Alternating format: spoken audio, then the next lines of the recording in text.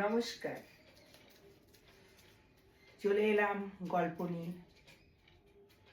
যেগুলো আমি দেখি, শুনি, সেটাকে আপনাদের সামনে তুলে ধরার চেষ্টা করি। শীতকাল পড়ে গেছে প্রচুর পরিমাণে, মোটামুটি ভালোই শীত পড়ে গেছে।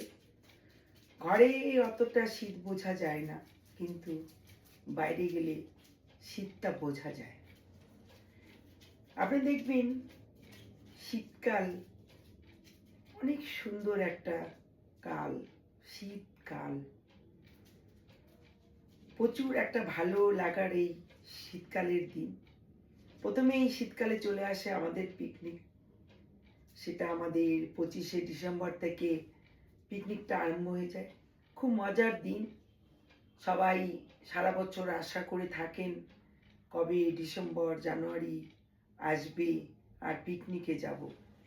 দল বেঁধে বেঁধে আমরা পিকনিকে যাই, খুব মজা করি, আনন্দ করি, নাচ গান ড্রিঙ্কস সবই হয়। তারপর দেখবেন বাড়ি ফেরার পালা, নানা রকম খাওয়া হয়। অনেকে খুব মজা করতে করতে আসেন, আনন্দ করেন। আর শীতকালের দিনটা খুবই ছোট্ট একটা দিন।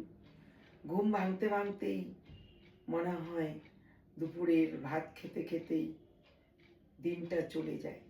চলে আসে সন্ধ্যা, সন্ধ্যাটা খুব তাড়াতাড়ি লেগে যায়। তখন মনে হয় দিনটা একটু বড় হলে ভালো হতো, কারণ সন্ধ্যা হলেই, রাত হলেই আমরা ঘরে ঢুকে পড়ি, ঘরে টিভি দেখি, ছেলেমেয়েদের পড়তে বসাই। এরকম করে শীতে রাতটা কেটে যায়, দিনটা অনেক ছোট হয়ে যায়, সেই দিনের কাজকর্ম অনেক কমে যায়। আর শীতকালে দেখুন ঠান্ডা লাগে, ঠান্ডাতে কাজকর্ম করতে ইচ্ছা করে না, বাইরে সেরকম রাতে বেরোতে ইচ্ছা করে না। তারপরে দেখুন শীতকালে নানা রকম প্রোগ্রাম হয়। যেই অনেক প্রোগ্রাম আছে, বেশিরভাগ প্রোগ্রামই শীতকালে হয়। একটা মজার দিন, চারিদিকে নানা রকম প্রোগ্রাম অনুষ্ঠান চলে, যত আছে সব শীতকালেই। শীতকালে দেখবেন সবজি, হরেক রকমের সবজি, প্রত্যেকটা খেতেই বড় টেস্টি। বাজারে যখন যাই ব্যাগ ভরে ভরে যায়, তাও মনে হয় এই তরকারিটা নিলাম না, ওই তরকারিটা নিলাম না। এত শীতকালে সবজি আমাদের মার্কেটে। দামটা হয়তো বা কিছু কম বেশি থাকে।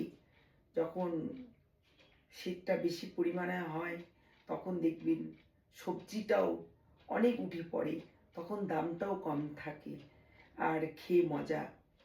বেগুন, বড় বড় দেখবেন বেগুন বের হয় মার্কেটে, সেই বেগুনটাকে আপনি ভাজা খান, পোড়া খান, তরকারি খান, ছোট ছোট মাছে কেটে খান, খুব খেতে টেস্টি হয় বেগুনগুলো।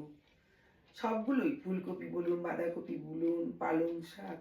পালং শাক খাওয়া তো খুব উপকার আমাদের শরীরের জন্য, ডাক্তাররা বলেন পালং খান। ফল দেখেন অনেক রকমের ফল, বেস্ট ফল হচ্ছে কমলা লেবু, শীতের কমলা লেবু। কমলা লেবুর বাজারে গন্ধ কানে নাকে আসলে বোঝা যায় শীত চলে আসে। শীত চলে এলেই আমাদের কমলা লেবুর গন্ধ পাই। আমাদের পাহাড়ে দার্জিলিং, কার্শিয়াং, শিটং, যেই পাহাড়গুলোতে যাবেন দেখবেন রাস্তার ধারে বা বাগান, ছোট ছোট কমলা লেবুর গাছ, সারা গাছের মধ্যে ছোট ছোট কমলা লেবু ঝুলে আছে। আমি দেখেছি শিটংয়ে। শিটংয়ে আমি অনেক বছর ছিলাম আমার বিয়ে হয়ে যাওয়ার পর। সেখানে এত কমলা লেবুর গাছ, মানে খেতে, খাওয়ার থেকে দেখতেই ভালো লাগে। আর যখন পুরো মার্কেট কমলা লেবু ভরে যায় তখন তো আরো মজাই মজা। কমলা লেবু আমার একদম শীতকালে বেস্ট ফল, খুব খেতে ভালো লাগে। শীতকালে খাওয়া দাওয়াটাই আলাদা রকম হয়। অনেকে দেখবেন গ্রামে গঞ্জে শীতকালে ভাত খেয়ে মাঠের মধ্যে, যাদের বাড়ির পাশে মাঠ, বড় বড় মাঠ আছে, সবাই একত্রে বসে গল্প করে, খুব ভালো লাগে সেই। আমাদের টাউনে তো সেরকম কোনো মাঠও নেই, আমরা বুঝতেও পারি না। হয়তো খাওয়া দাওয়া করে লেপের তলে ঢুকে পড়লাম, দরকার হলে লেপ থেকে বেরোলাম, না হলে লেপের তলেই থাকলাম।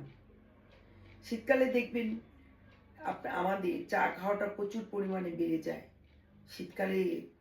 মানে এত আমাদের চা কফি খাওয়া হয়, সেটা অনেক হয়ে যায় এই শীতকালে। আর খেতেও ভালো লাগে, শীতকালে চা খেতেও খুব ভালো লাগে। তা শীতকালটা এমন একটা দিন, সেটা হয়তো বেশি দিন থাকে না, তাড়াতাড়ি চলে যায়। গরমকালটা আমাদের বেশি থাকে। তবে শীতকালে স্কুটিতে বাজারে যেতে, ঘুরতে যেতে একদম ভালো লাগে না, প্রচুর পরিমাণে ঠান্ডা লাগে। চার চাকায় যেটা হয়, যে চার চাকার ভিতর ঢুকে জানলাগুলো বন্ধ করলে ঠান্ডা আসে না অতটা, কিন্তু স্কুটিতে বা স্কুটারে দেখবেন প্রচুর পরিমাণে কানে ঠান্ডা লাগে। আর একটা দেখবেন শীতকালে প্রচুর পরিমাণে সর্দি কাশি হয়, প্রচুর পরিমাণে ঘরে ঘরে সর্দি কাশি। আমাদের মেয়েরা যারা কাজকর্ম বাড়িতে করি, তাদের তো সর্দি লেগেই থাকে, কাশি